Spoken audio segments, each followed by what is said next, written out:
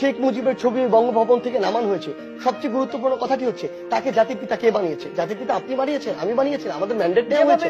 তাকে জাতির পিতা কে বানিয়েছে? জাতির পিতা উনি নিজের সাইডে সাইডে জাতির পিতা হইতে যান না, বাঙালি জাতি তাকে বানাইছে। আমরা এই স্লোগান দিছিলাম তখন, তোমাকে পাকিস্তানের প্রধানমন্ত্রী না, বাঙালি জাতির পিতা হিসাবে দেখতে চাই।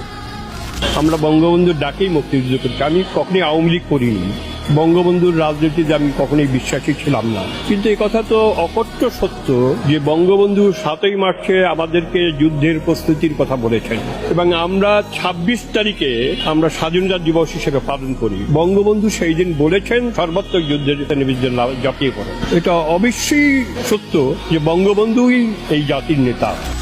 স্বাধীন বাংলার জাতির পিতা।